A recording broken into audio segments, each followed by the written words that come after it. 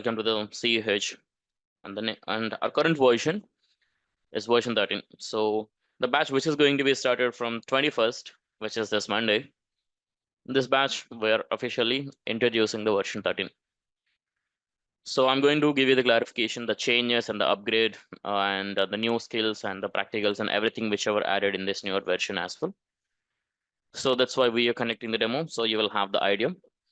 So what exactly the things you're going to learn with us. So the CEH Certified Ethical Hacker is globally recognized certification program from EC Council organization, and we are Hacker School authorized training partners. And we will be helping the people who are interested in learning about cybersecurity and also starting their careers into this domain of cybersecurity. So it's completely and perfectly suitable for those who are completely new here, who wants to start their careers and build their careers into the cybersecurity domain. And you will be learning in the range like from the beginner level to the intermediate level. It's not completely advanced level as well, but whatever that you need, the fundamentals, you will be learning with the fundamentals to the intermediate level. So there is the course outline. And now, yeah, just a moment. So I can see a few people joined just now. I hope you can hear me properly. So during the session, at any point of time, if you're facing any issues, especially with my voice or with my audio or the video, you can just immediately let me know in the chat box. So when I'm when I'm explaining, for every few of the minutes, like for every 3 minutes or 4 minutes or 5 minutes, I'll be just giving a little gap and asking you for the questions. So you don't have to worry about asking many questions. So anyhow, I'm going to give you, I'm going to stop for a while for every 5 minutes or something like that. So at the time you can ask me the questions. So now let's proceed.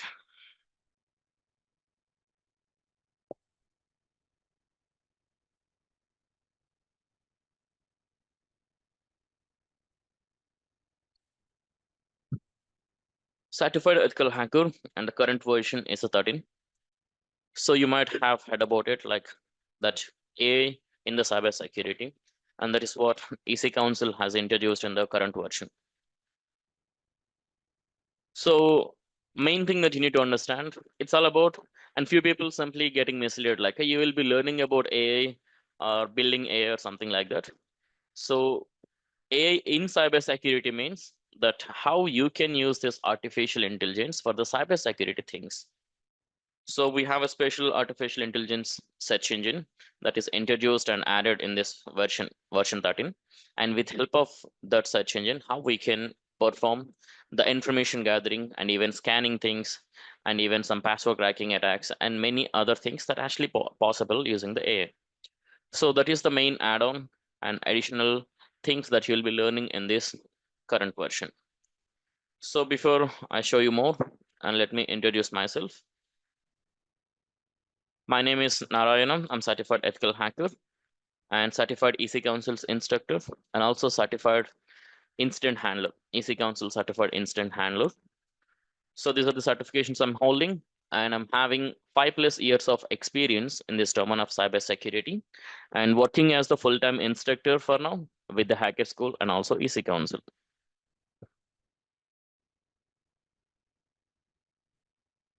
So this is what I was talking about, the new AI tool. So the name is Shell GPT. So using the Shell GPT, and which has been inbuilt and introduced in the labs that we're going to use. And what exactly we're going to do here is how this AI can be used for the information gathering, something like a fraud detection, and even identifying the fake pages or clone login pages, and even scanning on the malicious files, identifying the viruses or some other malwares. So many other things that we can actually do with help of the AI. So what exactly we are focusing here is in the version 13, just like how we did till all of these versions like a version 10, version 11, and version 12. And all of these ways, we are focusing on information gathering and many other things, how we can perform in the manually. So completely how you can do it in the manually, and also some other automation tools and automation techniques also we were learning. So now the new thing that you're learning with the manual techniques and automation techniques, and how we can use the AI for this cybersecurity. That is the additional thing you will be learning in the version 13 of CEH. I hope you got some understanding. And next, so here you have the overview, the changes, main changes and upgrades here in the newer version, that is version 13. So the number of modules are 20 in both the versions, but number of labs and the practicals that has been increased, that you can see attack techniques has increased, and even number of labs also increased, and new technologies has been added here.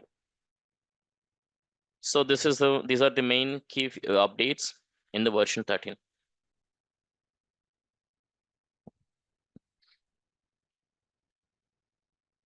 So now, without wasting any of the time, so let's talk about what is hacking and also what is ethical hacking.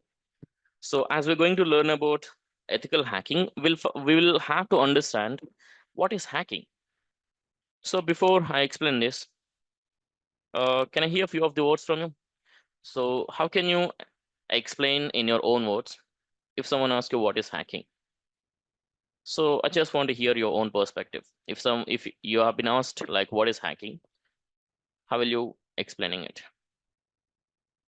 You can even unmute your microphone or else use the chat box, anything. So you can feel free.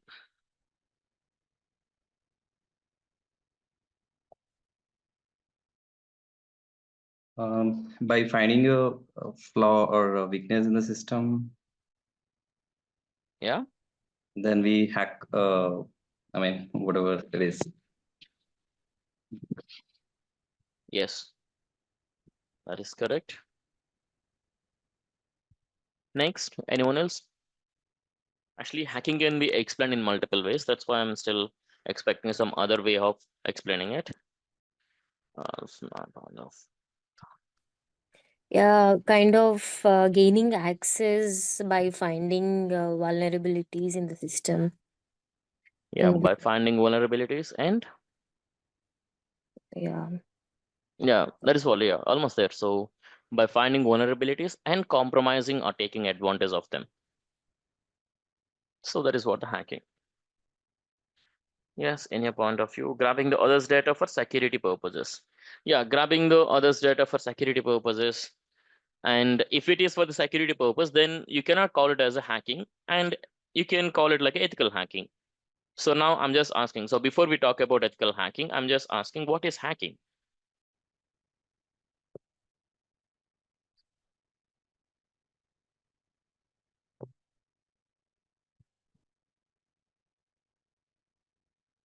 So those responses are great. So I understand that all of us having some idea about it. Yeah. So extract sensitive information or install malicious softwares. Yes, that is like a gaining access, and that is a phase of the hacking. That is great.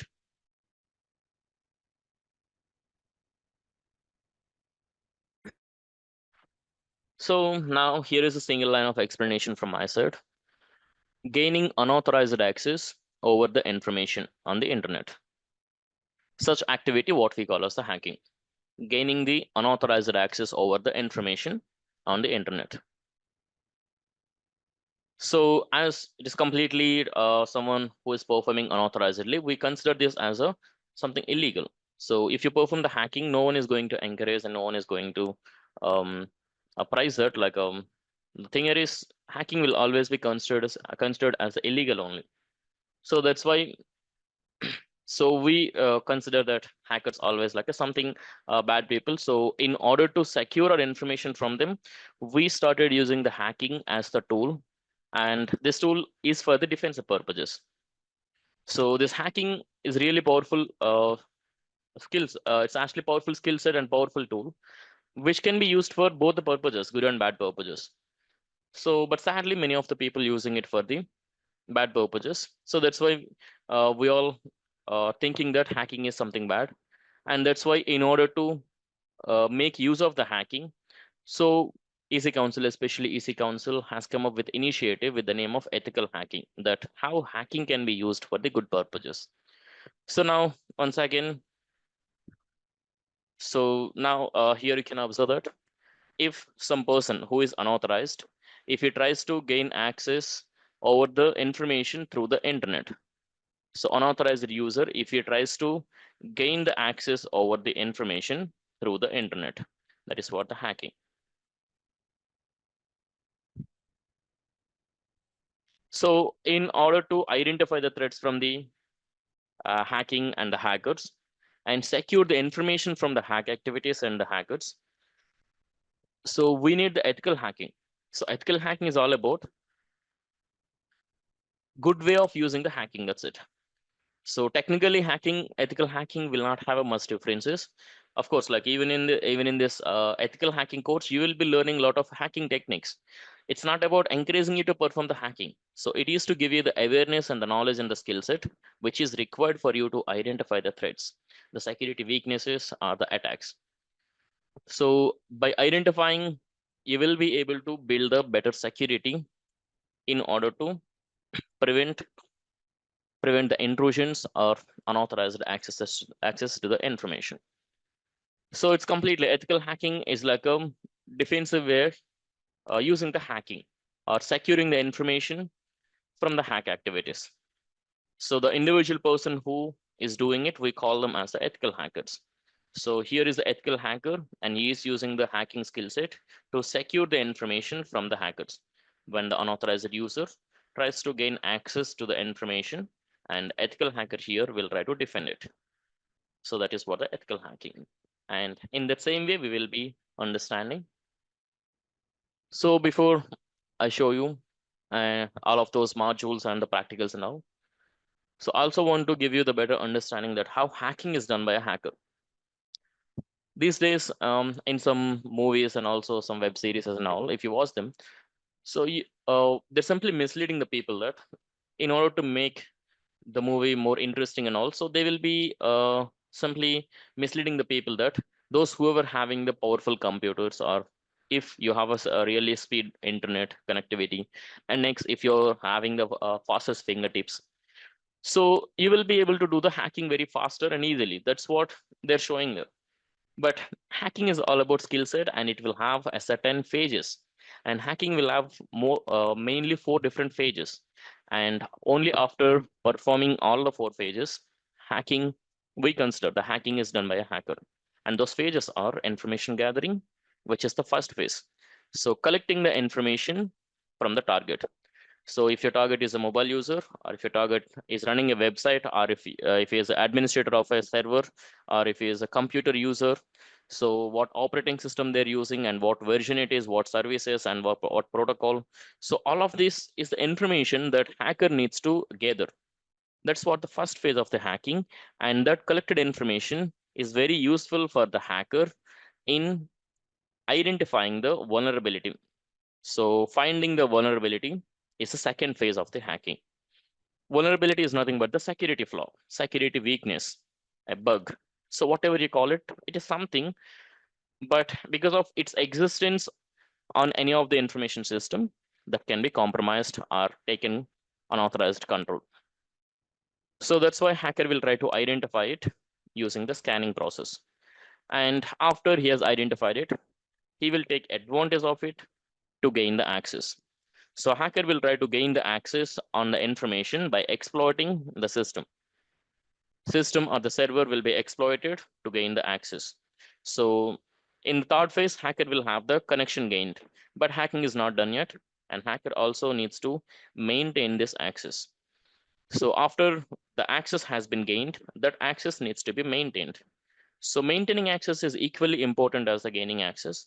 If not, hacker cannot achieve the goals. Hacker cannot achieve the goal.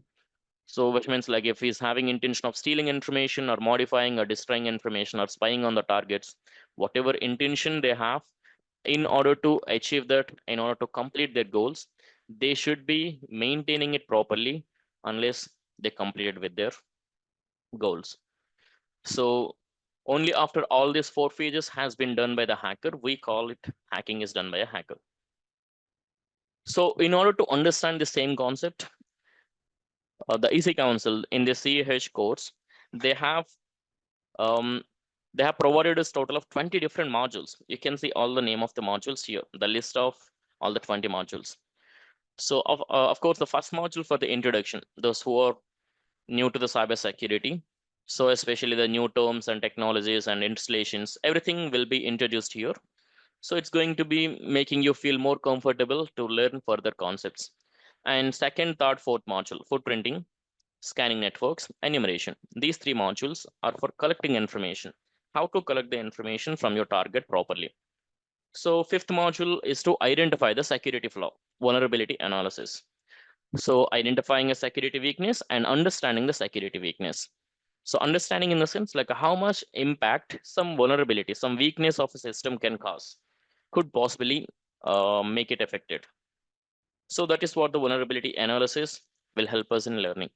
And module number 6 is all about hacking into a system, how to hack a system and gain the access. And after gaining the access, how to maintain that access. So that is what the system hacking there we will be understanding, hacking into the Windows systems or the Linux systems, even in the local area network, on the wide area network, those practicals and privilege escalation, and a lot more you will be learning in the system hacking, all about hacking into your system.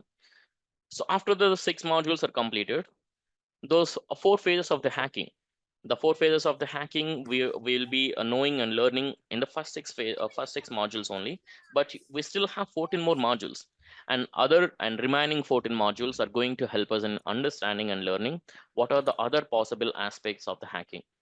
Example, in order to hacking into some device and stealing information or spying on the targets, hacker can even use a malware.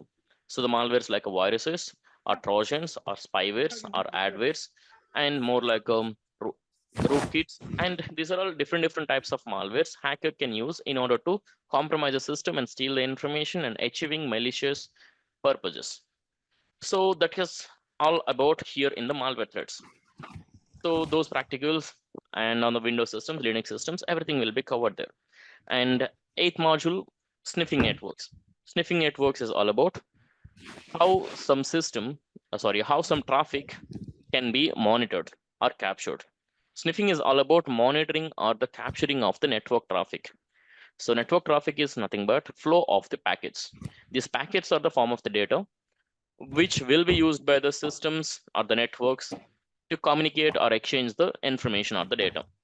So these packets hacker will try to monitor sometimes, and some other times he will try to capture them. So by monitoring or capturing those packets, hacker will try to make use of the information available in the packets. So that's why the sniffing also will be considered as something malicious. When the hacker is using the sniffing attack on some target network or the device, and the information which they're exchanging can be captured and can be made use unauthorizedly by the hackers.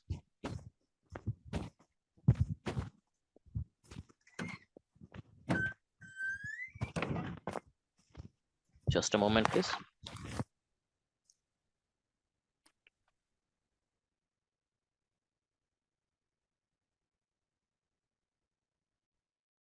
So that is what you will be learning in the sniffing networks. So all about how someone can monitor and capture so unauthorizedly like a hackers and those techniques. And in the next module, social engineering.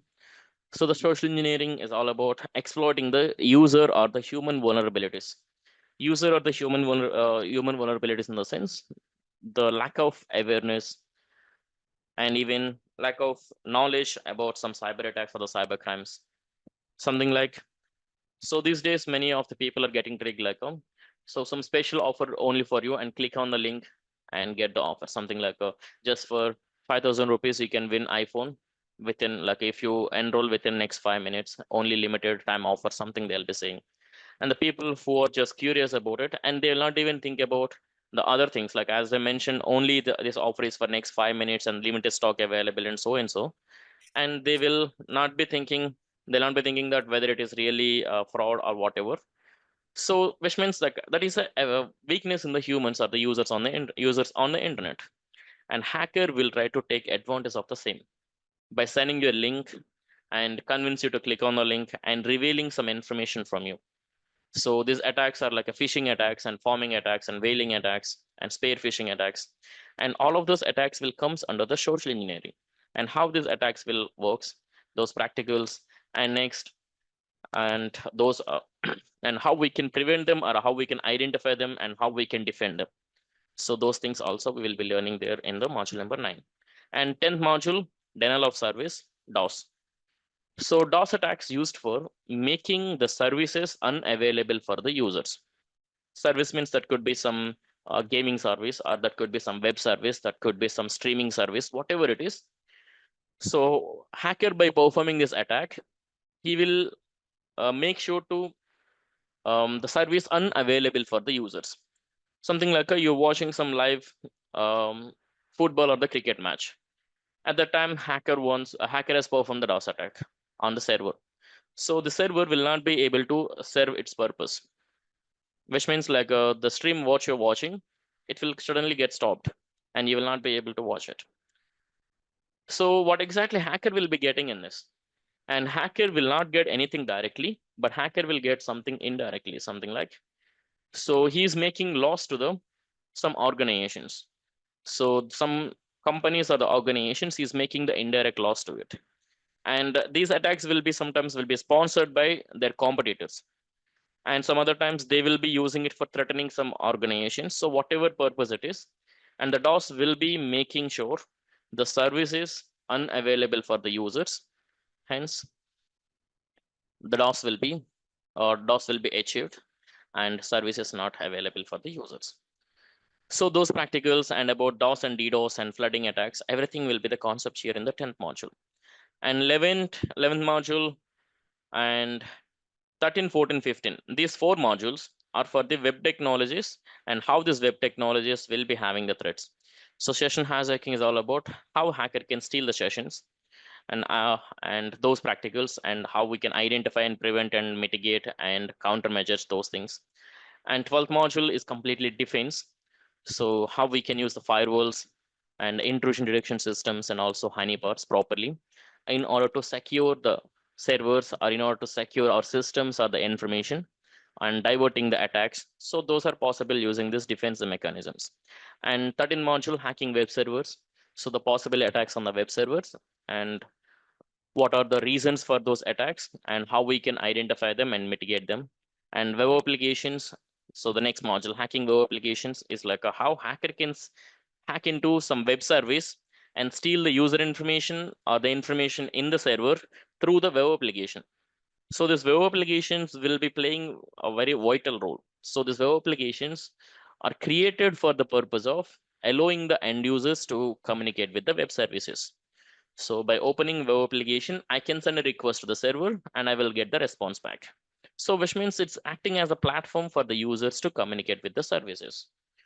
But these web applications, if it is having any of the misconfigurations, or if it is having any improper validations on the input fields or some other places, hacker will try to modify or tamper them. And then he will achieve the purposes and reveal the information which is unintended. So those things we will be learning here in the hacking web applications. So SQL injection, here all about how the databases can be hacked. Just a moment, please. Just give me a minute.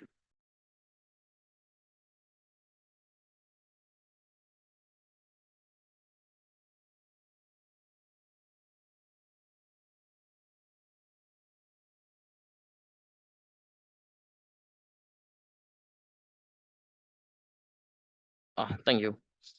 So SQL injection is all about how the databases, structured query language, DBMS systems, database management systems. So if the web services using the databases SQL, and because of improper validation, hacker will be able to send the SQL statements directly to the database, and he will make the database to respond back so that he can get the information extracted directly from the databases. So SQL injection, this time this attacks, how it will happens on the SQL databases. So those practicals in the manual and automation, we will be learning there. And the last 5 modules, Wi-Fi hacking, mobile hacking, cloud computing, IoT hacking, and cryptography. So these 5 modules are the 5 different technologies which we are using in our daily life. So Wi-Fi, we all know that like we'll be almost using every single day, and mobile phones, it has become part of our daily life. And next, cloud platforms are the cloud computing. So these platforms also like even if you're not directly using something. So for an example, these Google Photos or the Google Drive, also cloud services, and many other we are using indirectly. So which means this cloud also growing really very fast, and they will also have a threat, and everything on the internet will have threat from the hackers. So the information on the internet will have the threat from the hackers. So now when it comes to cloud computing, so what are the threats for the cloud platforms? So that concept there in the 18 module. And IoT hacking, Internet of Things. IoT means Internet of Things or Internet of Everything. So which are nothing but in simple, we call them as a smart devices. Your smart speakers and smart TVs, smart cameras, smart vacuum cleaners, smart bulbs. So these are all, we call them as the IoTs. So we in general, we call them as a smart devices. Reason we can easily communicate and operate with them. So operating with them and communicating and controlling them is very easy. Reason we connected them to the internet, on the other side we also will be connecting to the internet, so we can pass the instructions very easily and give the commands and control them. So these IoTs are actually making our life very easier, but at the same time, as this IoT is also connected to the internet, they will also have a threat. So your smart speakers or the smart bulbs and smart cameras, they will also have a threat of getting hacked. So what are the cases and what are the possible attacks, and how we can secure them and how we can identify them and mitigate them. So that is the part in the 19th module. And 20th module, it's completely about the study. The cryptography is a study of converting human readable information to the non-human readable information. So I have some information, but I want to keep the confidentiality of the information very safe and secure. So that I'm going to use some techniques like encryption or hashing or even steganography techniques. And all of these are most commonly used techniques in the cryptography. So disk encryption or the file encryption, and even hashing for the integrity, keeping the integrity of the files or storing the passwords in the databases.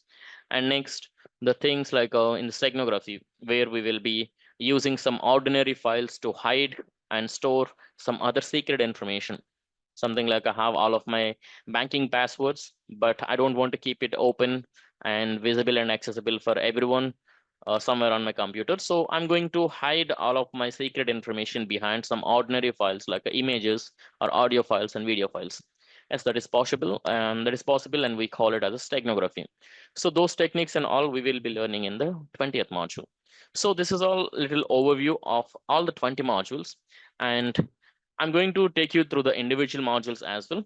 So before we go for the next modules and all, so before I'm going to take you through the individual modules and all. So if you have any questions, you can ask me.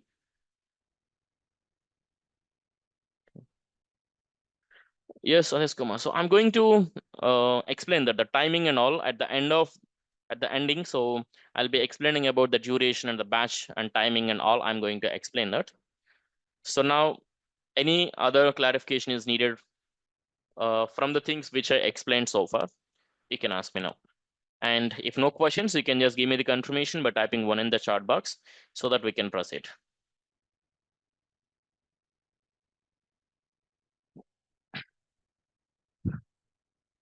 Yeah, that's great. Thanks for the confirmation.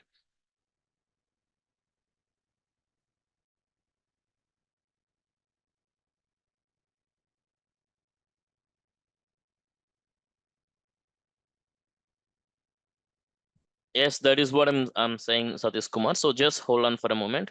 I'm going to explain the timing of our next batch. I already mentioned the 21st of this month, which is this coming Monday, our new batch is going to be started. But at the ending, I'm going to show you the batch timings and all. So I'm just introducing all the modules and the course content and the practicals for now, and then timing and the batch timing and the dates and everything I'm going to explain in a little while.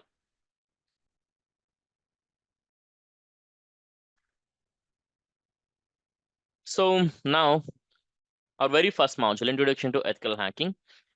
Here we will be understanding the new terminologies and new technologies and the types of hackers.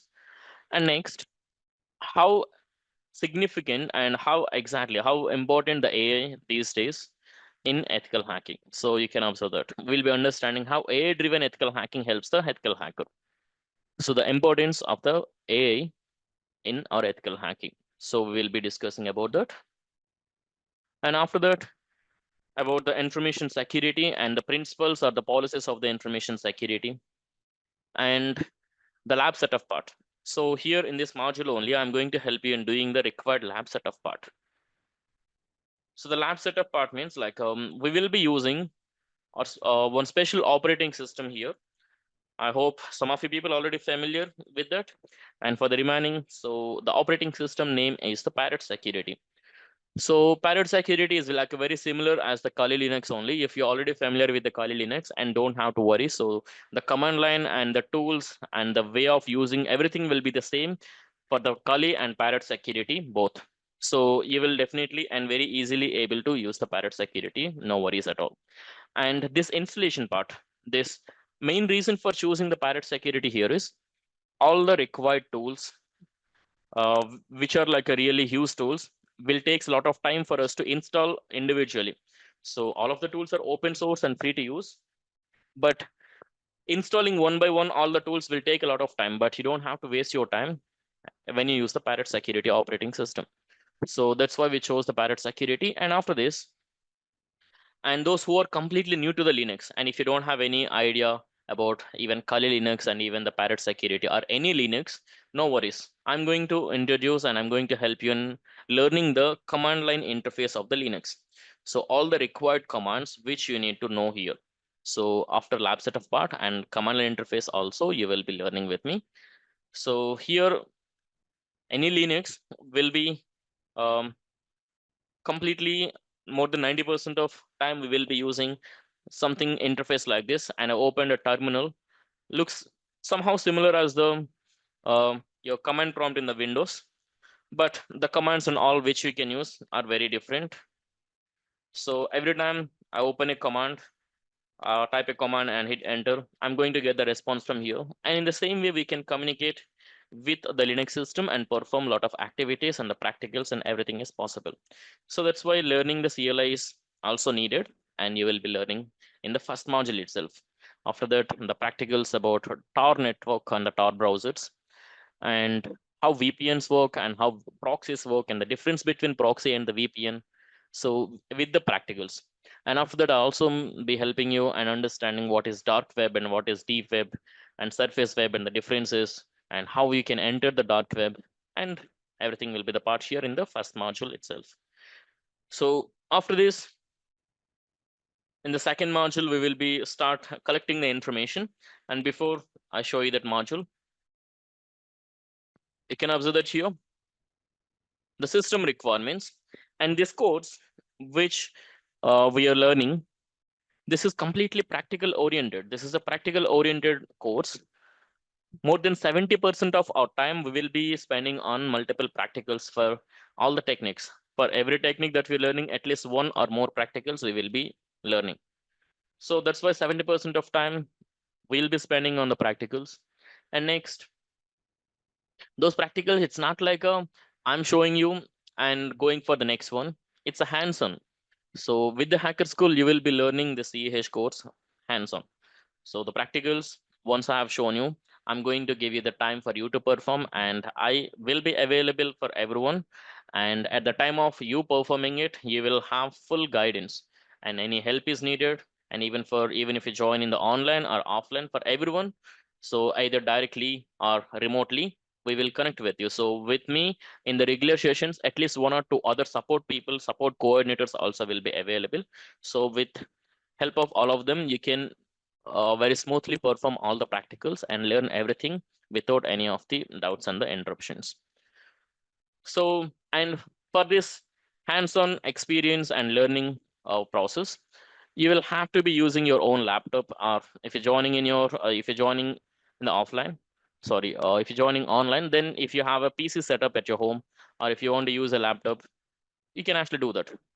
So you can even bring your own laptop to the office for the hacker school as well if you're joining in the offline.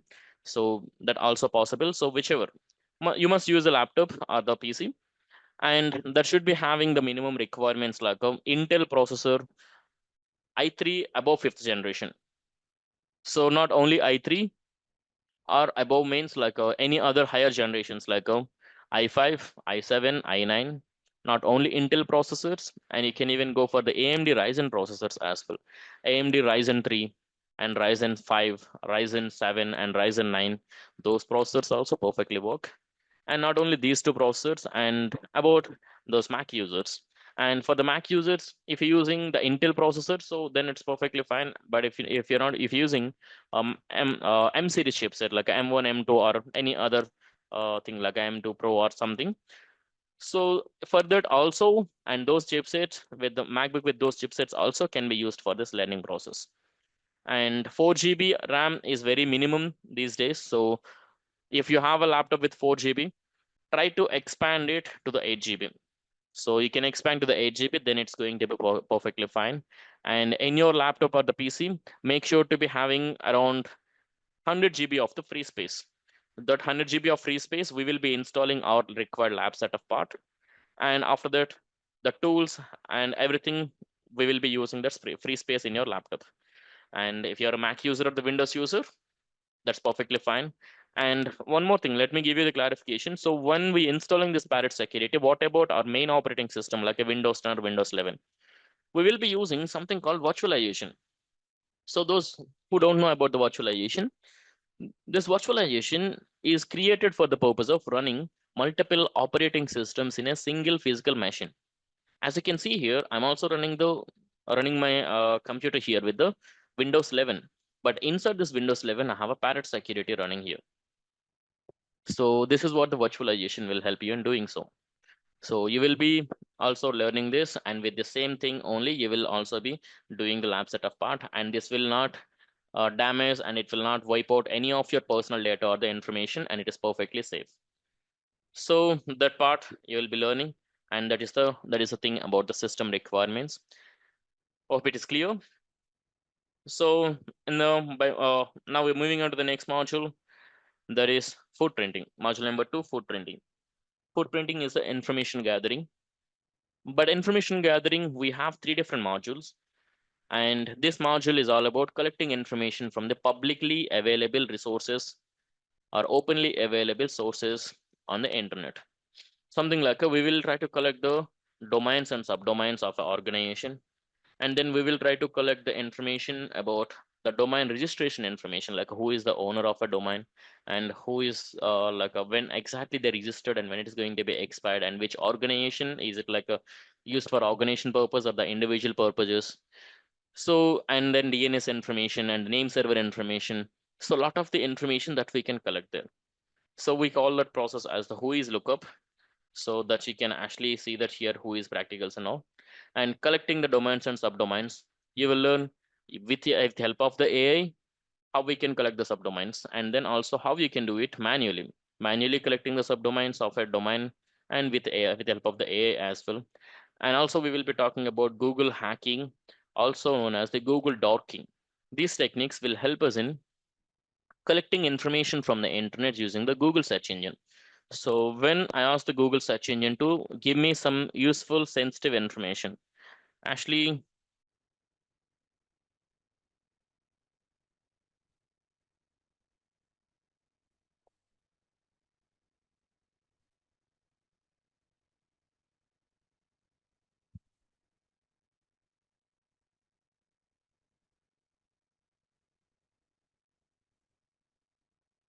so what I've just typed here, this is one Google Doc. This is one Google Doc. And when we use the Google Docs from the Google search engine, and the search engine is going to act very accurately to collect the information and show you that information. I have searched and asked for some information, and this information that you can see some live security cameras. So you can observe some movements because of the low latency, like it's showing with some freezes, but you can see some movements, and I'll change the source. Here is the another source with another camera.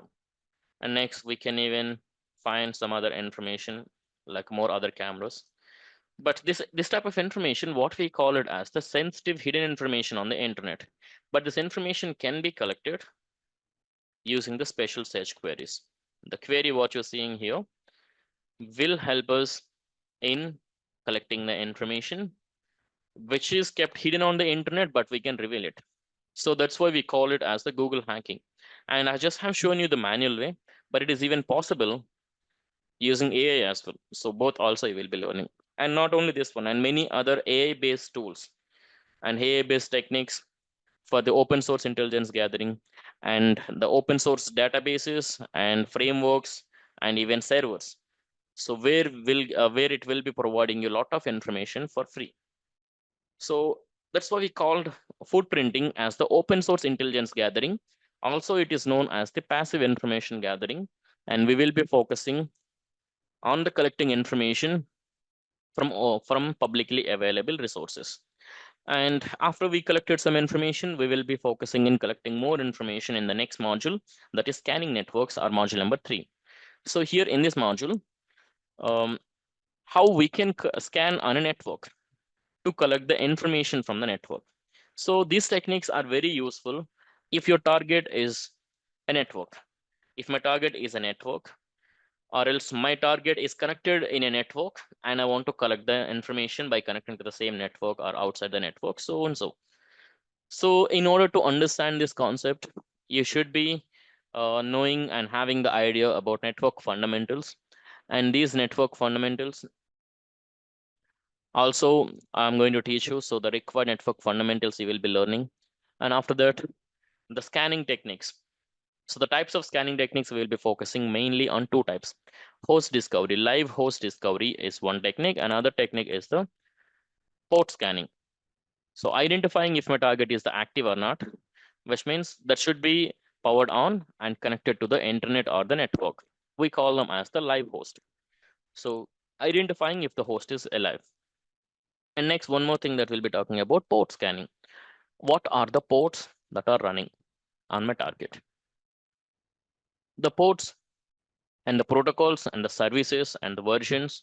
So this is all the information we will be focusing. So for an example, if I use a tool like this,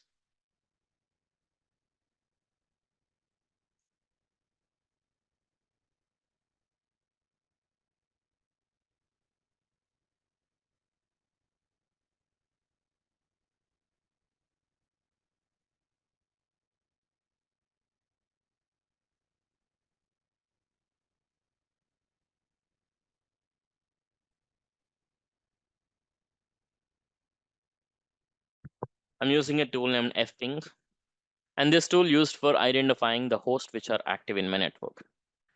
I'm collecting the IPs of the systems in my network that are active. So for now, only there are 2 systems for now. Actually, it's my private network, it's my personal network. That's why only 2 systems. But if I'm connected with some organizations network, or if you connected with some corporate networks in our public networks, in that cases, definitely there will be more systems connected and active at the same time, and you can find all of those IPs. And after you identified the IP of a system, and you can even perform the port scan on it. And for the port scan, we will be talking, uh, for the port scan, we will be using the tool named Nmap, network mapping tool. So here you can see a port number 53 is open and using TCP protocol, and the state is open and its service name is DNS. In short, we call it as a domain. So this is some simple information we collected, and there are a lot of other advanced techniques that we'll be learning here in the scanning networks module. And after this, after we collected all of the information, we will be moving on to the next module, module number 4, enumeration. Here we'll be collecting more information, but these techniques we will use if my target, especially if it is a corporate network. In previous module, the scanning networks, those techniques can be used on any network, even on a personal network or in a public network or a domain network or some corporate networks and all. Everywhere they can use, everywhere you can use those techniques, but enumeration especially very effective in collecting information if your target is a corporate network. The reason is We will be focusing on special services like a SMB, SMTP, and DNS. These are the special services. SMB means server message block, used for the giving the shared access over the files to the users, giving the shared access to the users. So it will be commonly used in the corporate network. And after that, we will be talking about SMTP. So simple, sorry, simple mail transfer protocol. That is what SMTP. So this SMTP used for sending the mails. So whatever mail service that you're using today, and for sending of the mails, SMTP will be used. So it will also be used commonly in the corporate companies and networks. And next, DNS, domain name system. So which is responsible for converting domain names to the IP addresses and in the vice versa. So that is how we use DNS. And all these three services we will be identifying very commonly in the corporate network, and we will focus on those services to collect the information. And after collecting the information and the more things that you will be learning about, password cracking. Password cracking attacks like a brute forcing attacks, rainbow table attacks, and word list attacks. That is what dictionary based attacks we call it. So those password cracking attacks, and for any of the password cracking attack, we must need to create a word list. Word list is nothing but words which are arranged in the list format. So multiple words, when I arrange them in the list format, and if I save that file, we call it as a word list. So these word lists are very required. So they are very significant in performing the password cracking attacks, brute forcing, or the dictionary based attacks, and even in the rainbow table attacks. So both the things, word list creation and password cracking attacks. And if you ask me what are the tools we will be focusing here, there are a lot, but I'll show you few tools which are famous tools. Hydra, which is one of the tool used for the password cracking. So using the Hydra, and we will be learning the password cracking. An alternative tool for this Hydra is the Medusa. So about the Medusa tool also we will be learning here. So it's also another tool for the password cracking that you can see here. And after this, for the password cracking, sorry, word list creation. Creating the word list, we use a tool named Crunch. This is one of the fastest tool which you can create the combination of words very fast. Something like, I'll ask like this. So what I'm asking here is, use all the numerical digits between 0 to 9.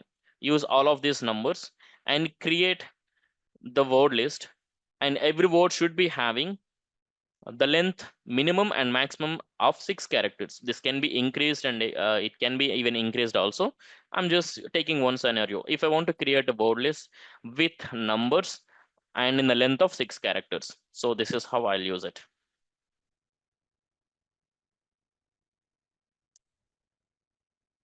So this is going to be having 1 million combinations. Yes, so it's done. You can, as you can see here, like within 4 to 5 seconds only it is completed. And I'll show you this file. This file here has saved.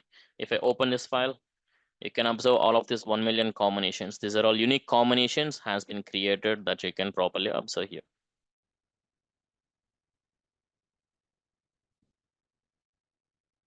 So this is how we can create the word list. And this is not only the technique and tool, we will also use the tools like a cup. CUPP cup is a tool. So it's not installed yet. So we're going to learn.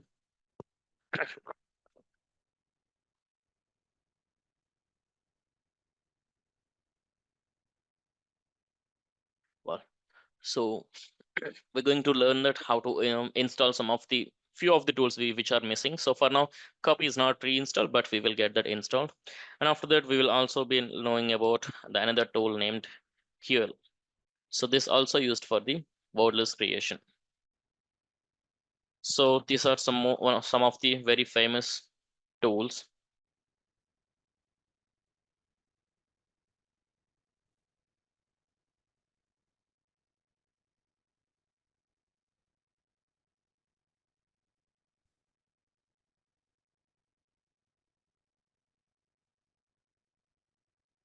That you can see here.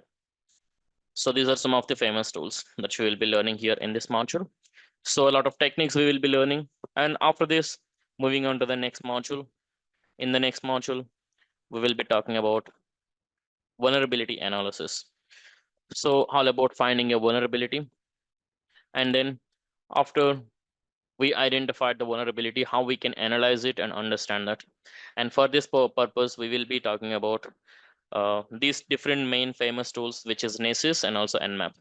This Nmap tool already have shown you in the scanning networks. So there's the same tool only. It is a multi-utility tool. It can be used for the scanning, and it can even be used for the enumeration and also vulnerability scanning as well. So all the things we will be learning with help of Nmap. After that, the another famous tool, that is NASIS.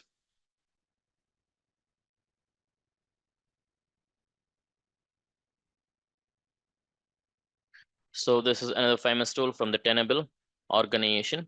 So this NASIS is very commonly used corporate based tool.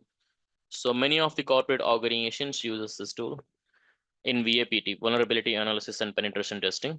So we will be talking about this tool from the scratch. So the tool, like downloading, installing, configuration, and then initialization, compiling, and performing the scans and generating the reports and analyzing the reports. Everything from the scratch. You'll be knowing about the NSS tool here in the module number 5. So after once we're done with the first 5 modules, we will be collecting the information which is needed and also finding the vulnerabilities which can be used for gaining access over a system. So once those two phases are done, in the system hacking, in the next module, module number 6, we will be understanding that how systems can be hacked.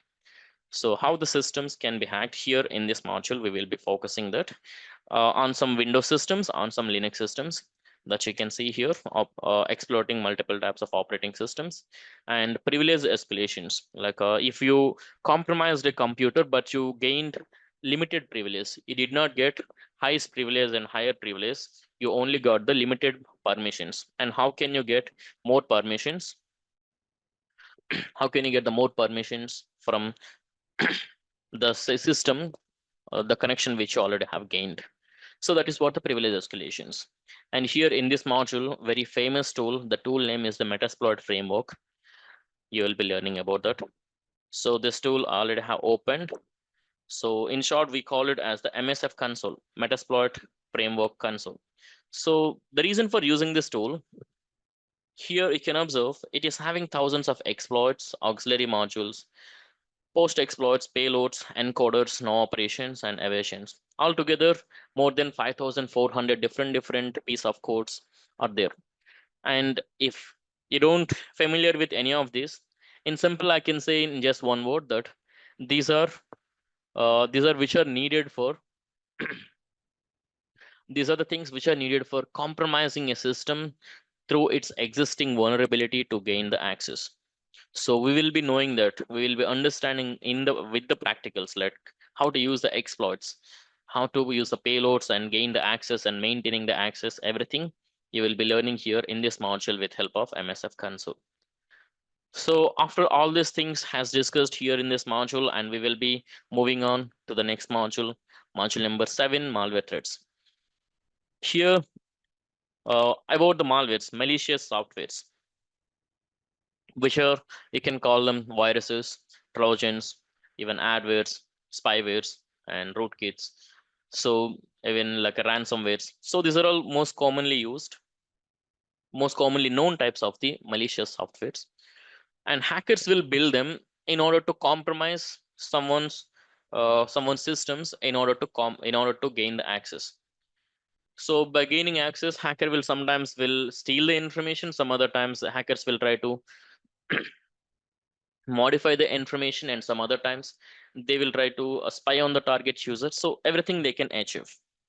So we'll be learning that with the practicals, the same thing, and how hacker can create a malware. So how hacker can after creating, how a hacker can spread it with the target users and infect them. And after infecting the target user, so how hacker will be able to gain the access and control the targets, and what are the controls hacker will have. And finally, as an ethical hacker, or else as a user on the internet, how can you identify the presence of a malware? And if you identified, how to get rid of it? And even before any of this attack happened, how to prevent it or countermeasure it? So everything that you will be learning here with the practicals. And here also you will be knowing about multiple tools. And one of the most famous tool, MSF Venom, which is used for creating the malwares. So building the malwares, this tool can be used. And you will be learning about this tool as well. So with this, it's not only the tool, there are some lot of other tools as well. Like there is an NGRAT tool and some virus construction tools also there. There is some name called JSP Virus Maker, and NGRAT is a Trojan maker, and some worm makers. So all of those tools also uh, will be introduced, and we'll be having the practicals with all of them. So after we discussed about the malwares and how they will work, and moving on to the next module in the sniffing networks. Here in this module, hacker will try to monitor on the traffic of a network. So, and also he will try to capture the traffic, and that captured traffic, he will try to make use of it. In simple, I'll just show you a tool. I already have this tool installed in the Parrot Security, and the tool name is the Wireshark. Once I start the Wireshark, you can see the continuous flow here. That is what the traffic. And here in this traffic, every line that you're seeing is a packet.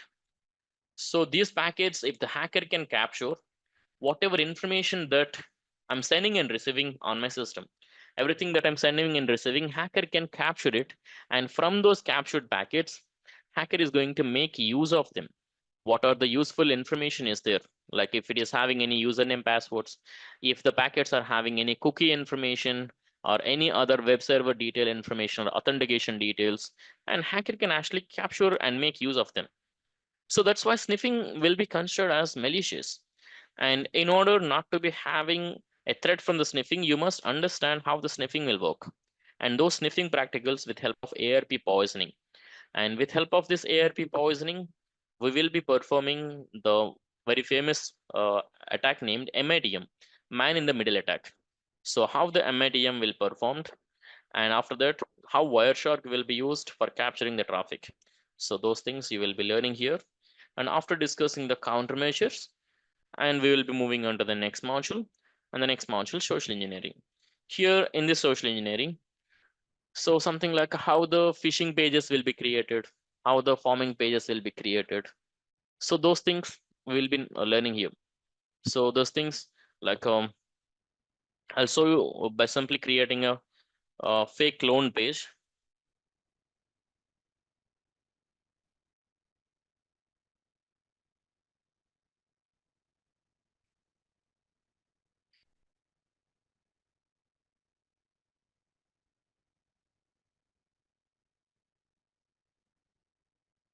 So I'm using a tool named SA Toolkit here, and just by cloning, I'm just going to show you how to clone a login page very simply. So for an example, the login page of the GitHub, I'm cloning now. And it is actually done. So I'm just showing this in the local area network, but it is possible in the wide area network as well. So once it is done, if anyone opens my IP address within my local area network, they're going to see the clone base of the GitHub. If you properly observe, it is a GitHub login base, but it is not the GitHub domain. So I'll open the original page and show you how similar they both look. So this is the original page. And if you observe here in the URL field, so the original page will have the domain github.com, and the fake page, which looks exactly the same, but it will not have the domain github.com.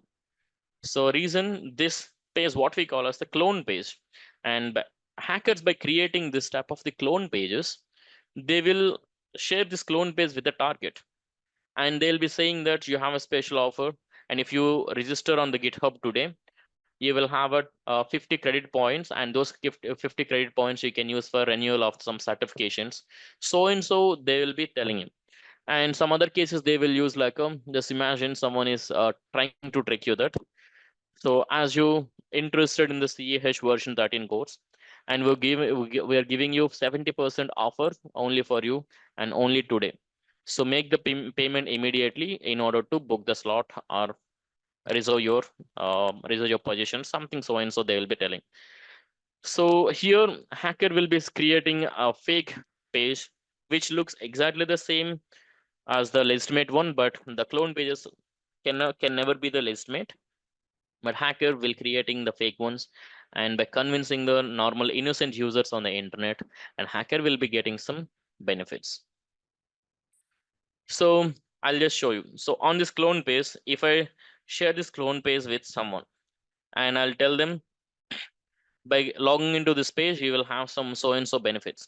If they believed it is all true, if they enter any username and password, and as you can see, the username and password what I entered on the clone page are received here.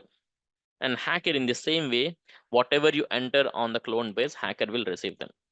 So that's why social engineering is very dangerous, and they can steal your username, passwords, and many other sensitive information like the transaction details, like your card numbers and account details, and a lot of things hackers can easily steal using the social engineering techniques.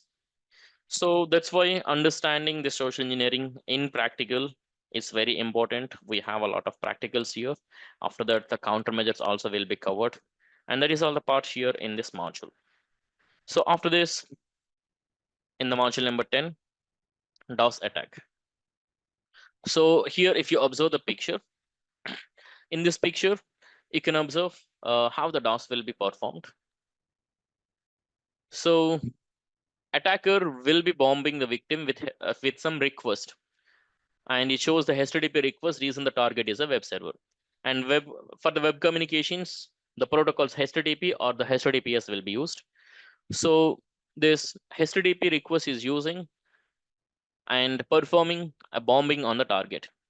So why we calling it as a bombing here is hacker will be sending the request in the huge amount, and hacker will not be sending in the limited amount. Something like this web server that you're seeing here can handle 10,000 requests in 1 second. If 10,000 different users sending the request at the same time in 1 second of the duration. So this web server is capable of handling all of it, but hacker will be sending the 10,000 he himself, and so that web server will be holding all of these resources to respond back to the attacker, and only the attacker will be blocking all the resources of a web server, so that from the legitimate users, some genuine legitimate users, if they try to communicate with the web server, it is not going to respond. Reason, attacker is blocking all the resources here. It's like simply giving the load. For an example, carry the you can carry the weight of 100 kilograms. You can carry 100 kgs. I have given all the 100 kgs. I am asking you to hold that for a long duration. And at that time, if I try to push you for carrying at least one more other kg of the one more other extra kg of the weight, so you will not be able to ready for that. And at the same time, you will not be able to hold that 100 kgs. Even if you're capable, you cannot hold that for the longer durations. So same thing will happen on the web server. As the web server is taking more load for the longer durations, it will get crashed. So that is what the DOS. And how these attacks will happen, and how the DOS and DDoS will differs. And then the bots, how the hacker will create a bot, and how the bots will be used for the DOS attacks. And then the practicals with help of HPing3 and slow loris, which are special tools. We will be knowing about that. And some graphical tools named LOIC HYC, which stands for low orbit ion cannon and high orbit ion cannon. So all of these special tools and the prevention methods and the countermeasures also we will be learning here in this module. These are including. Satish Kumar, I didn't get you, but sir, these are included the CH concepts. I'm just introducing all the 20 modules which are part of the CEH. So I'm just showing you what are the modules and what are the practicals in the tools that we will be learning in each and every module. That's what I'm doing now. Got it? So all these which I mentioned, that is the part of our CEH course. So I've just introduced all the 10 modules. And I'm supposed to stop and give you some time at the first 5 modules only, but in a flow I just continued. So now if you have any questions, you please ask me. Any questions, you just ask me. If no questions, give me the confirmation so that we can proceed for the remaining 10 modules.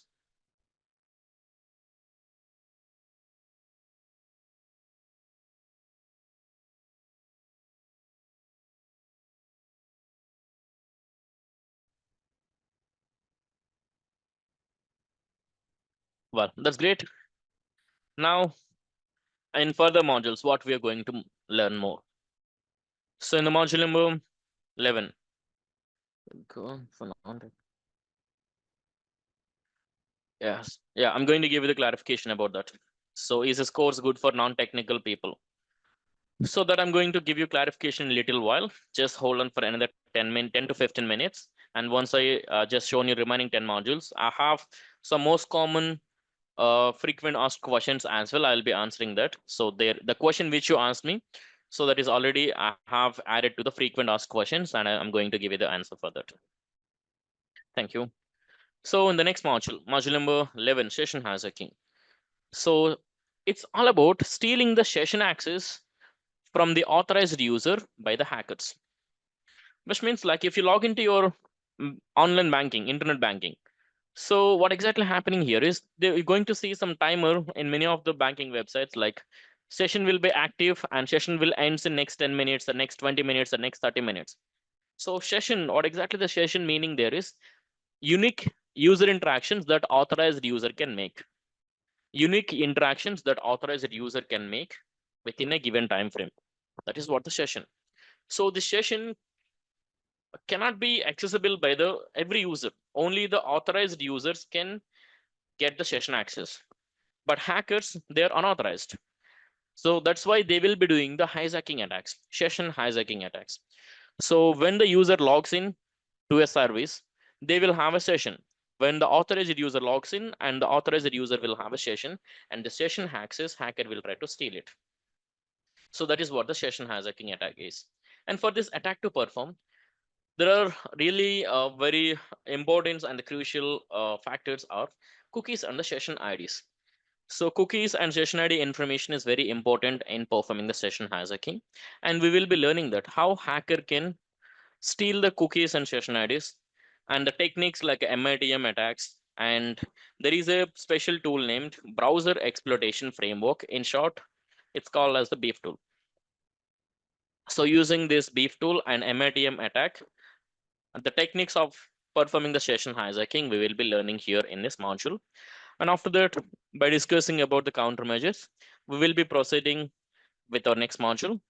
And one more thing that this tool which I was explaining. So the BEEF tool also you can see it's already pre-installed. So as I mentioned before, the main primary reason for us to choosing the Parrot Security is all the required tools are pre-installed here. So in the next module, firewalls, IDS, and honeypots. How the firewall works and the types of it, and how we can customize or configure the firewalls on Linux systems and also Windows systems. So adding configuring the firewalls for the Linux and Windows, and difference between IDS and firewalls, and the firewalls and the types of it. And IDS systems, we'll be talking about that. Intrusion detection systems. In short, we call it as IDS. And the types of it. And the purpose of the IDS is to identify the intrusion. So here, intrusion meaning is forceful entry. So if hacker will try to intrude forcefully to your information system, if you're not able to identify that, hacker might get succeeded in that and he will get access to the information. But if you have a such mechanism like IDS, this IDS can identify the intrusions and will gives you the alerts. You will get alerted immediately so that you can take the action. So you can even block the hacker, or you can even mitigate the specific technique, or you can even defend that. So that is how the IDS can be used. And we have a tool named Snort for this. Using a Snort tool, we will be knowing about how IDS will work and configuration part. And after this, we will be talking about the honeypots. Well, So we'll be talking about the honeypot. This honeypot mechanism is known as the security diversion mechanism. So these attacks will be diverted by using the security mechanism.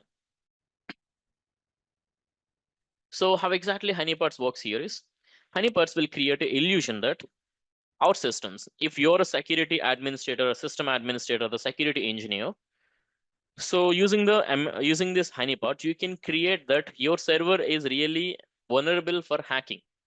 So someone can easily hack it. So that is how the honeypot will create it. But in reality, your system or the server is not that vulnerable. It is secure enough. But honeypot will make the system looks very vulnerable so that hackers attacks will be diverted.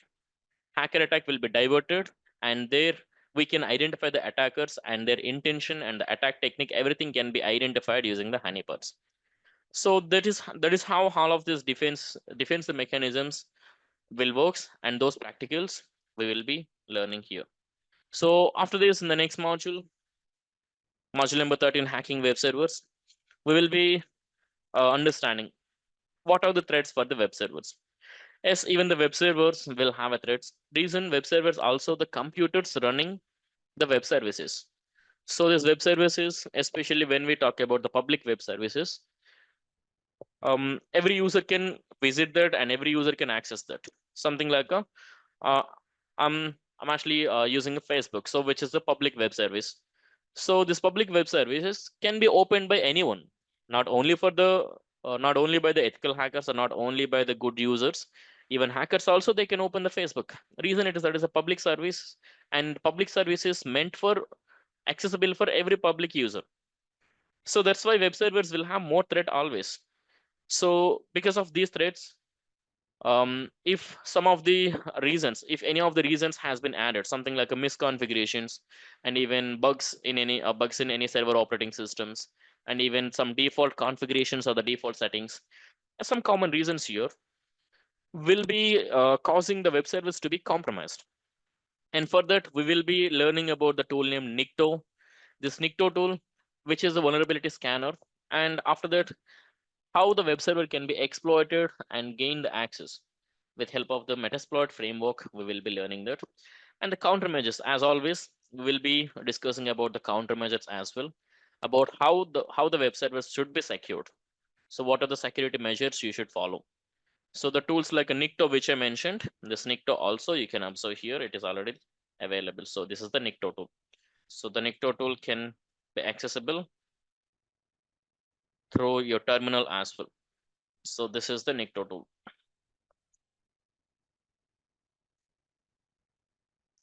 So with these things said, and the next module number 14, hacking web applications. So this web applications helping the user to communicate with the web services running on the servers. So here this web application is having any of the improper input validations. And the vulnerabilities, most common known types of the vulnerabilities like a cross-site scripting, file upload vulnerabilities, and path traverser vulnerability, command injection vulnerability, and parameter tampering vulnerability. All of these 5 different types of vulnerabilities we will be knowing practically and manually. So how you can identify some web application is having the cross-site scripting vulnerability existing or not. How can you do it? So the other 5 types, all the 5 types which I mentioned, everything you will be learning manually how to test a web application. So after that, OWASP top 10 reports of 2017 and 2021 and the comparison between them, and the special tools like burp suit and even the OWASP JAP tool. This OWASP JAP is the tool used for scanning on the web applications for the vulnerabilities. It's an automated tool, and burp also will do the same. So these tools also pre-installed. OWASP. OWASP is the tool. Open Web Application Security Project is the organization name. So from this organization, the job tool has been built and created, and it is open source. And just below that, you can see another tool that is DIRB. DIRB stands for directory busting and used for finding the directories available on the servers. So with these tools, and next, we will also be talking about burp suit. Burp suit tool also you can see that here. So, and with these tools and techniques learned, we'll be moving on to the next module, SQL injection. So this SQL injection, it's all about understanding the SQL database, structured query language, which is most commonly used DBMS system globally. So this DBMS systems, if they're having some misconfigurations or improper validations, hacker will try to directly communicate with the database system. Hacker will send the malicious SQL statements as a query to the database, and the database will respond back to the hacker. Reason: database cannot identify and differentiate between the queries from the authorized users and also unauthorized users. So which means hacker who is an unauthorized user will be able to communicate with the database, which is SQL database. And that is what makes the injection vulnerability. And the types of injection that you will be learning here, three different types: blind SQL injection, error-based SQL injection, and also bypass authentication SQL injection. All these three types: manual way and also automation way. Both also we will be learning here in this module. So automation way, the tools named JSQL is one tool that you can see here. JSQL is a tool. So yeah, this is how the tool looks like. JSQL is one tool, and after this, another tool is also there, SQL map. It's a command line based tool, but it is also automated tool, this SQL map. Also, we will be learning after discussing about the countermeasures. And in the next module, we will be proceeding with Wi-Fi hacking. So first thing you need to understand why hackers will try to hack into someone's Wi-Fi. If hacker hacked into your Wi-Fi, he can use your IP, the public IP of your network he will use. And if he performs any cyber crime, if he performs any illegal activity on the internet, but he is using your IP, so you will be considered as the some you will be called as a culprit. Like here in this cases, even without you doing anything, you will have to go through all the legal consequences. So just not to happen this, you must understand how to secure your Wi-Fi, the Wi-Fi network. So we will be understanding how the Wi-Fi can be hacked with help of the all required practicals. So all the practicals, and for these practicals to perform, we will use a special antenna like this. I have this, and I'll be using this special adapters, which we can even find it on the Amazon as well. So using the special adapters, Wi-Fi hacking is possible and very easy. So I'll be using the same and to demonstrate the Wi-Fi hacking. And here in this module, we will be talking about authentication types, the types of wireless authentications, and the types of the wireless encryptions like a WEP, WPA version 1 and WPA version 2, and what is WPA version 3 as well, and the cracking practicals on all of these versions, and the countermeasures we will be discussing here in this module. So with that, in the next module, mobile hacking. Here in this mobile hacking, it's all about how mobile phones can be hacked. So we'll be focusing on the Android platforms.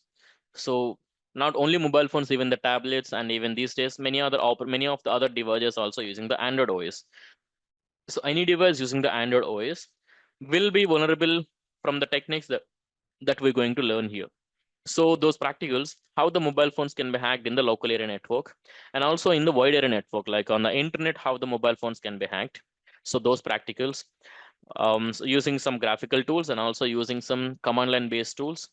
And finally, how to what are the symptoms, like how can you identify if your mobile phone is hacked or not, and if you identify that it is already hacked, how to get rid of it, and the countermeasures even before any of the attack happen on your mobile phone. So how to properly secure your mobile phone without getting hacked, those are things you will have to understand you will be knowing in the countermeasures. So with these things, in the next module, cloud computing. So cloud computing, here this is also one of the fastest growing technology on the internet. So what are the deployment models of the cloud? What are the operational models of the cloud? And next, what are the threats for the cloud and what are the security measures for the cloud? Everything with the practicals. And for those practicals, we will be using some special cloud which you will get the access in our regular sessions. So I'll be giving the access to it. So the cloud named own cloud. Using this own cloud, we will be understanding. So after discussing the countermeasures which are required for securing the cloud platforms, in the next module, we will be talking about the IoTs, Internet of Things, the smart devices. So what are the threats the IoTs will have, the vulnerabilities, the practicals, and all of that with the practicals. And this time for the practicals, we will use Raspberry Pi. So Raspberry Pi devices will be used for this purpose. So this Raspberry Pi known as the pocket computer. So reason this can easily be fit in your palm of your hand. You can see this picture here. So how small it is. You can actually hold this Raspberry Pi with just with one hand like that. So that's why it is known as the pocket computer. And this is one of the most commonly used IoT device. And using this IoT device, we will be understanding the IoT hacking with the practicals. And as always, here also the countermeasures and security measures we will be discussing here. And with this, in the next module and also the last module, 20th module, here you will be talking about learning about the study of converting human readables to the non-human readables. So, which means like for keeping the confidentiality, you have a secure secret information. If you want to store that information, how can you store it very secretly? Or else, if you want to transfer the information from your device to the others, so how can you make the transfer very secure? So in both the cases, the cryptography is very helpful and useful. So the techniques like encryption, decryption, and the types of cryptography like asymmetric cryptography and asymmetric cryptography and how it will work, and the techniques of the ciphering. So the cipher is a term used for the data after the encryption has been performed. Once the encryption is done and the data, we call it as a cipher data. So how this ciphering will work and the types of ciphers and hash functions and hash algorithms and password cracking when the password is in the hash value format. If you found hash value of a password, how can you crack it? And we have a tool named John the Ripper for that. So using the John the Ripper, those practicals and disk encryption. So how can you encrypt a disk like your pen drive? You have how to encrypt it. You have a inbuilt or internal disk in your computer and you want to encrypt it, or else some external hard disk you want to encrypt it. So there's disk encryption with help of the VeriCrypt tool and more things like a steganography. So steganography is it's the art of hiding information. So I can take an image, which is very ordinary image, and I can hide my secret information behind this image. And instead of image, you can even use the audio files and video files for hiding the information. That is also possible. So this technique of hiding the information, the secret sensitive information behind the ordinary regular files, we call it as a steganography, and it's a very secure way. So it's reason once the steganography is done, no one can identify that we have performed the steganography. We have done the steganographic technique on it. So that is why steganography is very secure. So all of those practicals we will be discussing and knowing and learning here in this module. So this is all about all the 20 modules. And before I just give you the time for you to ask me the questions, and let me give you answer for few of the most common questions.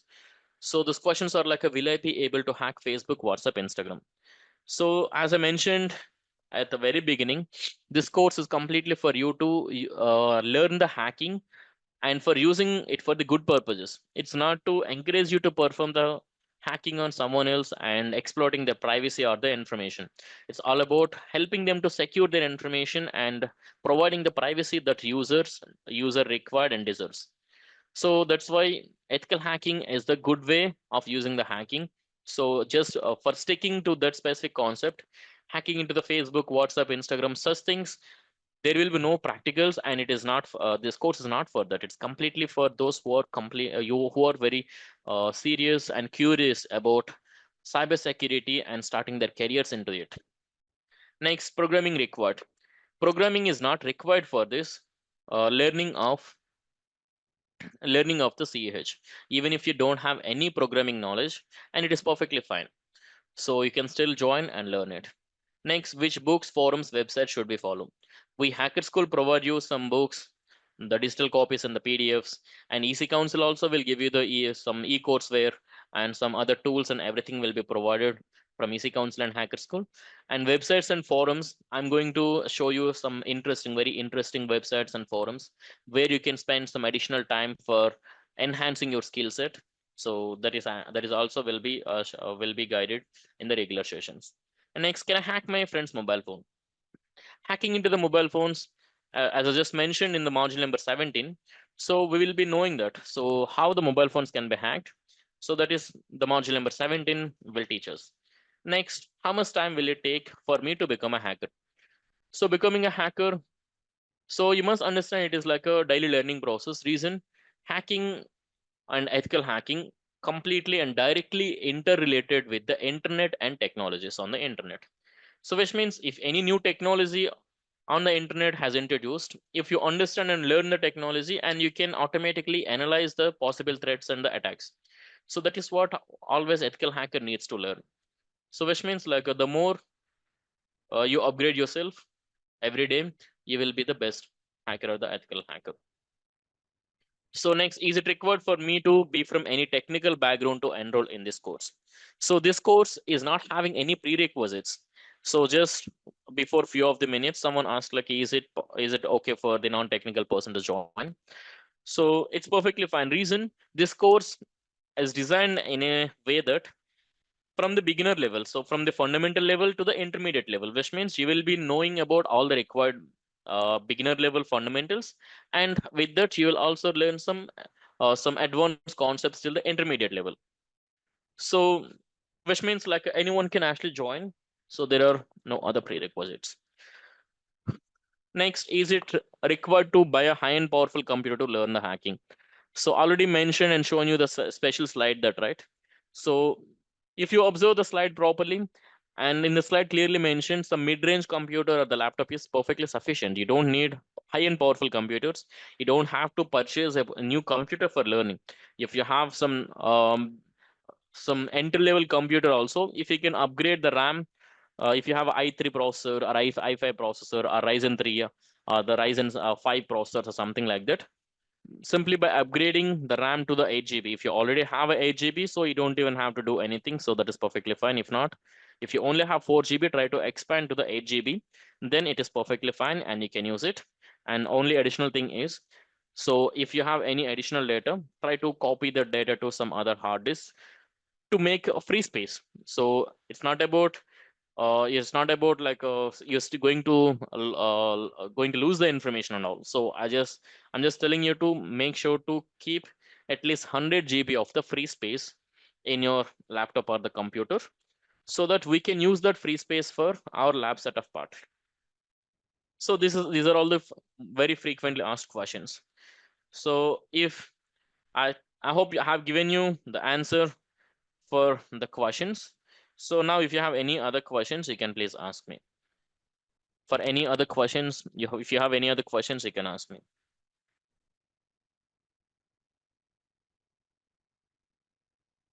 Yeah, hi Narayan. So this is GHP. So I had one question. Am I audible? Yes, yes. Yeah. So basically, I right now work in the cybersecurity domain. Right. So that's more of a governance, risk, and compliance part of it. And I see that CEH is very much, required and applicable to that domain as well, because we deal with the stuff that we spoke, in the longer 1 hour, more than 1 hour long session. My question is, it's a month of October. It's already 18th October, and I need to finish my this course plus certification by before 20th of December. So is that possible? Yes, it is possible. The reason like course will take hardly 5 weeks to 6 weeks. Mm-hmm. 5 to 6 weeks, and I think you'll still have like another 1 month of time for the preparation. So if you can put sufficient, like we will be guiding you that how exactly you should do the preparation and all. So if you just follow exactly the same pattern, and within a month also you can crack the exam. And is this a only weekend batch that you're running, No. or is this a daily? So the batch which I'm dealing with, and you attended the demo of me, so I'll be dealing with the batches in weekdays, only the weekdays. So for the weekend, we Hacker School do have some other instructors. So if you're interested in weekend, so you'll have to go with some other instructors batch. I'm not dealing with any of the weekend batches, only the weekdays batches. So I'll just show you the timings, and it's common for everyone. Just everyone observe here. So our official website, I'll just share this link in the chat box as well. If you want to explore any other additional things about the courses and all, you can always visit here. So once you open the hackerschool.in website, click on come here the courses and click on the EC Council certifications. Then you will find CEH. If you click there, you'll be finding all the key features and also the upcoming batches as well. So the main key features here is this course is 90 hours of live instructor-led training program. So 90 plus hours and 70% of the practical oriented, and every session will be recorded, just like how I'm recording today. So every session will be recorded in the regular sessions and will be shared with everyone, those who are joining online and offline. So about the payment that you can observe, and this payment thing and everything that you're seeing here, like there will be no other additional charges and no other hidden charges. So this will includes the examination voucher as well. So this will includes it, and technical support also will be provided for everyone. Again, like for online and offline. So this technical support is very useful for you, like especially as this course is practical oriented, especially when you're doing the practice at your home. And if you get if you're going through any of the difficulties while performing some practicals and all, and you can immediately take help of our technical team. So they'll be available all the week long except Friday. So only the Friday will be the off for our technical team, and even in the weekdays and weekend, like Monday to Thursday and Saturday Sunday. So total 6 days they will be available, and you can take help of our technical team for any of the queries and even practical support and all. So they'll be helping you that. And for this, we have a Discord, and the Discord channel will be shared in the regular sessions. So this is the key features and the upcoming batches, 21st of October that you can see here. So these batches that you're seeing, 21st of October. So these batches I'm going to deal. And both the batches, actually there are two batches, and you can see for reason it's the same match. It's mentioned like you can join live online or offline. So this is one batch which we can choose either online or offline, and starting from 21st of October, and it's like between Monday to Friday. So sessions will be connected between Monday to Friday, which means 5 days in a week, and each session will be in the duration of the 4 hours. So the timing is of 1:30 to the 5:30 p.m. Indian Standard Time, IST it is. So reason like few people will confuse. So those who, if in case any of you joining from a different foreign countries, then make sure to check the timings and all. And it is based on IST 1:30 to the 5:30 p.m. So this timing you can even join online or offline, starting from the 21st October, and another batch also starting on the same day and same uh, the same in the days of the week, Monday to the Friday. So this is also Monday to the Friday, but it is the evening batch. The timing is of 6:30 to the 9:30 p.m. So only difference here is first batch 1:30 to the 5:30, and next batch on starting from the same day but in the evening 6:30 to the 9:30, and again 5 days a week. And but the another difference here, it's 3 hours duration, and afternoon batch is the 4 hours of duration. So that's why afternoon batch will take 5 weeks to complete, but evening batch will take 6 weeks to complete. So that's these are the very minimal differences between both the batches, but the course content, everything, I'll be the instructor for both the batches, and course content and everything will be the same. So as the evening batch is of 3 hours of duration, so we'll have to spend another additional 1 week, which is 6 weeks to complete the batch. But if you choose the afternoon batch, and within 5 weeks only, we can complete our batch. So this is about the batch timing, and some other people also asked me about this batch timings and all. I think there was Satish or something. So that the information, everything that you see, I think it is all clear. So now, if you have any other questions, you can go on. And also, if you need this recording, you can share your Gmail address in the chat box so that we can share this recording with you.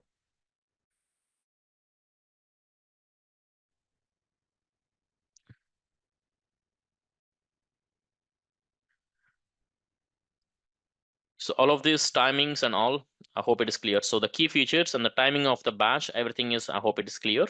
So if you have any other clarification needed, you can ask me now. And also if you need this recording, so this session, this demo session has recorded.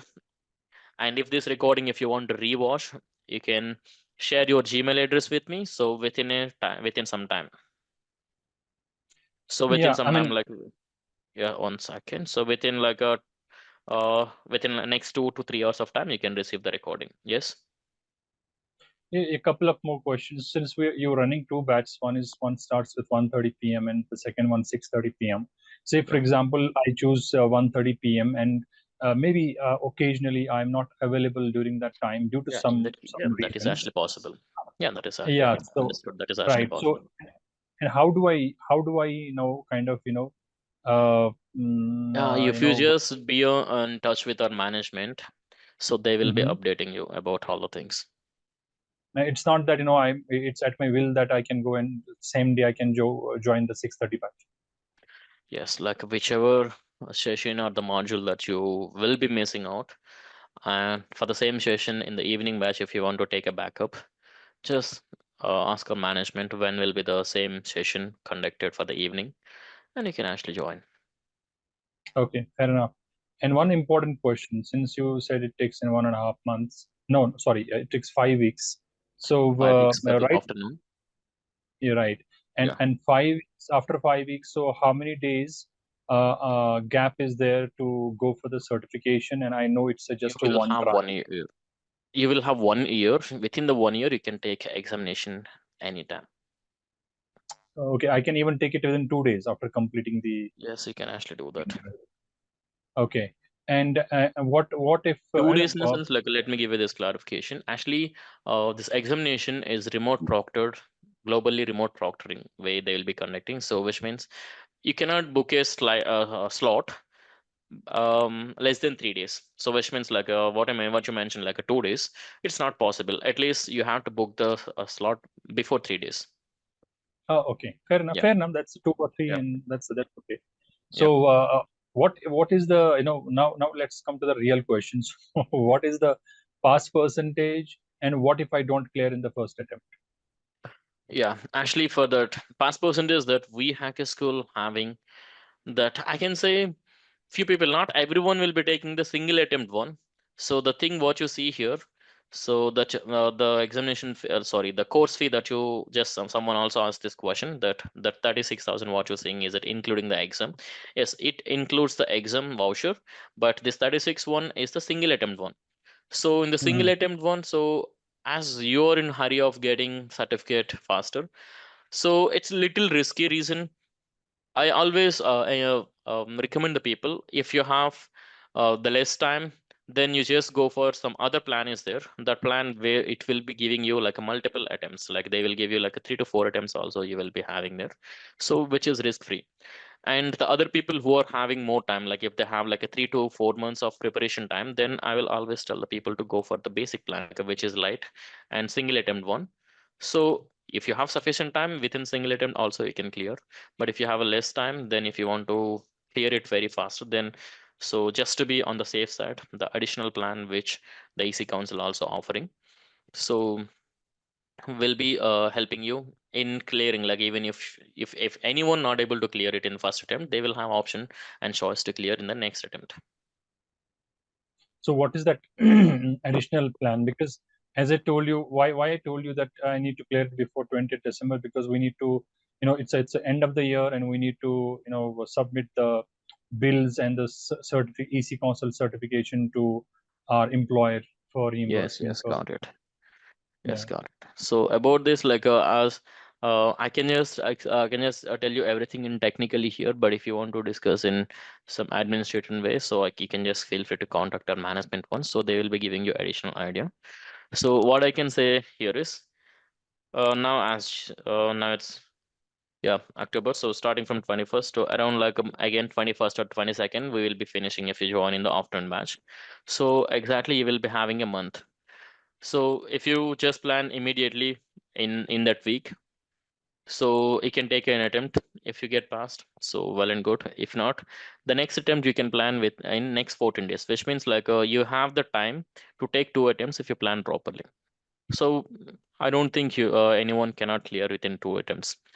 So reason like we have many people cleared in the first attempt, but as you are in hurry, if in case if you just take it as a case scenario, in the second attempt you will definitely have the chance to clear it.